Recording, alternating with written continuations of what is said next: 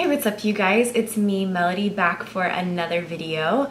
Today I'm going to talk about the topic of the Enneagram. A lot of you guys have reached out to me asking what my Enneagram is and just kind of some questions regarding Enneagram. The reason why I haven't made a video on it yet is because honestly it was a very new topic to me and something that I've kind of been exploring a little bit the last 2 years. And honestly, when I first kind of heard about the Enneagram, I didn't super connect with it. I felt like every time I took the test, I would score differently.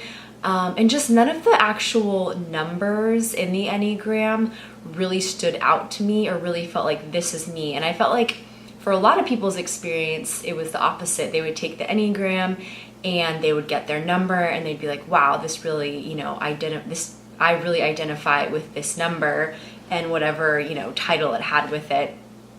So if you don't know about the Enneagram, I'm not going to go super in depth with it in this video. You can just honestly Google it, but basically it is another kind of personality test in a sense, but it has more to do with like what's the core fears and motivations of an individual. So there's like 9 numbers and you fall somewhere on this scale of numbers, and whichever one it is, it kind of explains like your core motivations, fears, yada yada yada.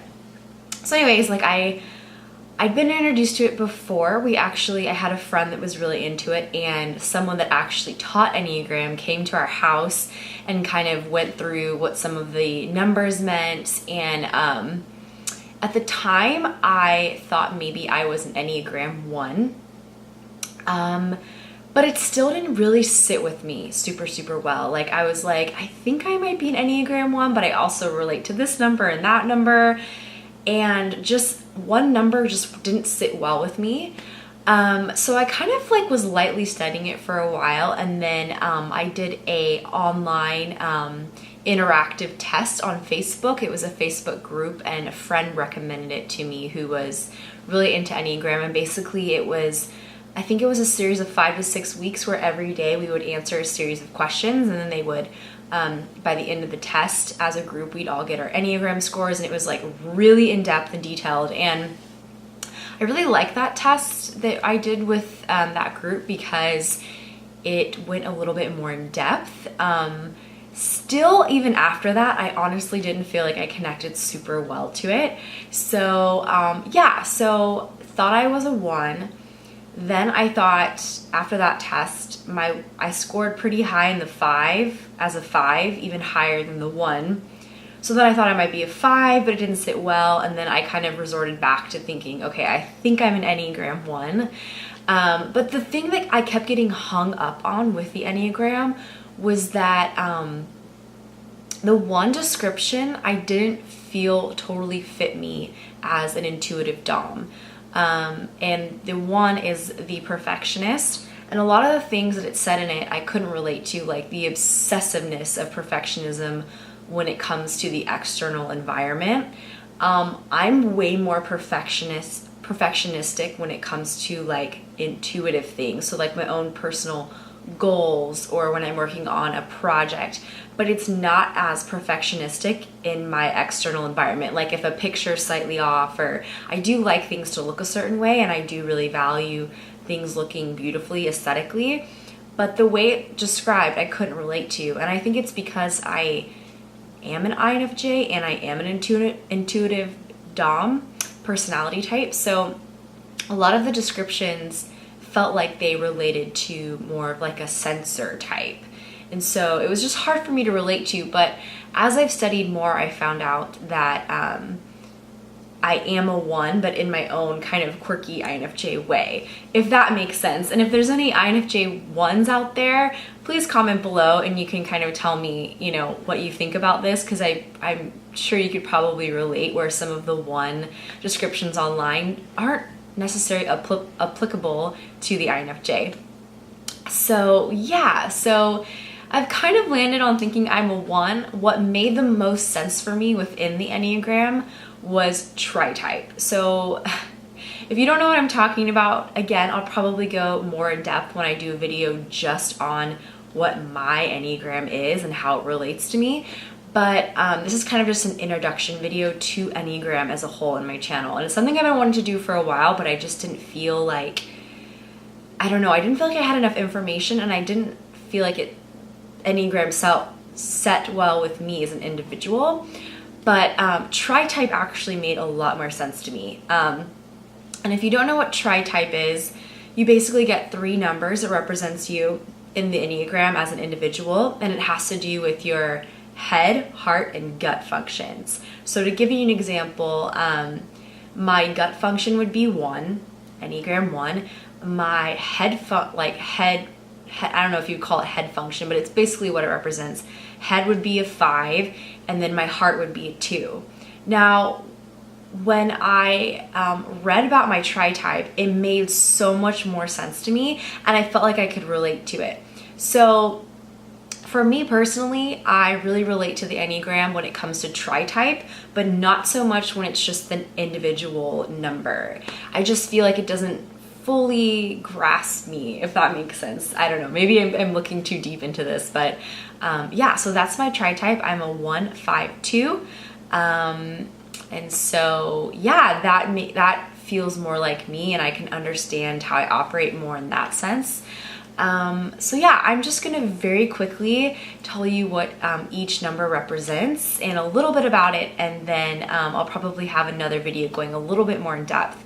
But yeah, a lot of you just asked me about this and what I am, so I just thought I would finally come on here and make a quick video about it. So yeah, I'm gonna get right into the numbers. Okay, so actually, instead of reading out the individual numbers, I'm just gonna read out what my tri-type means as a whole. So my tri-type is called the Mentor. Again, 1-2-5, 1-5-2. It doesn't really matter what order it's in, but just that, yeah, it all kind of means the same thing. So interest, helping others, acquiring information, learning, being of service, trying to fit in, giving to others. Mission, you use your wisdom to manifest ideals that help people in need, help others improve themselves.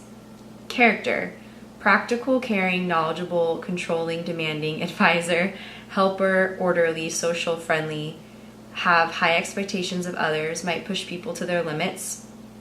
Diligent, ethical, wise, idealistic, effective, private, inquisitive, warm, critical, perfectionist, sacrifice, abstract, emotional plus intellectual, altruistic, reserved, generous, precise, and thorough.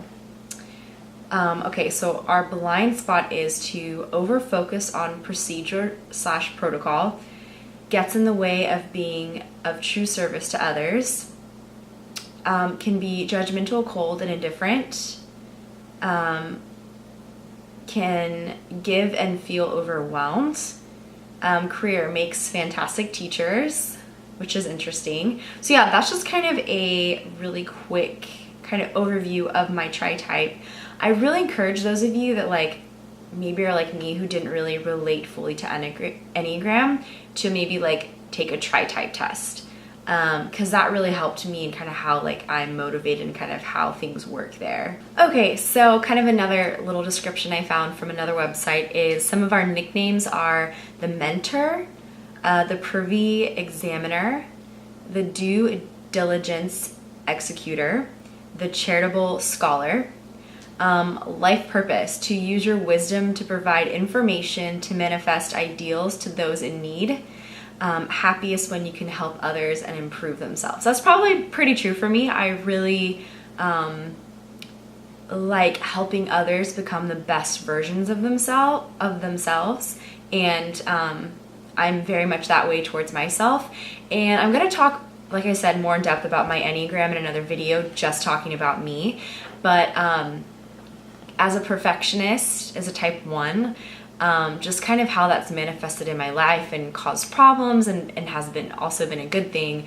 But I can definitely say that I'm pretty not so much critical of others, but very much critical of myself, and very much a perfectionist when it comes to myself. And it's something I've had to work through, and is still kind of an ongoing struggle for me not to be so harsh and critical towards myself. Okay, so one thing I've noticed about the Enneagram is that different websites give the numbers different names, but it all means the same thing. So I have a picture pulled up here of kind of like what the Enneagram looks like.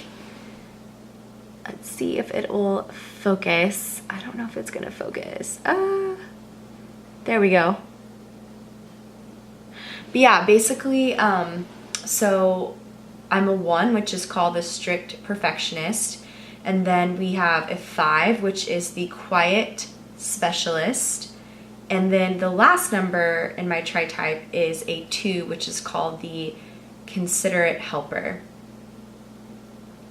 So yeah, guys, this is just a quick video of me giving a little bit of an overview of my Enneagram and my tri-type.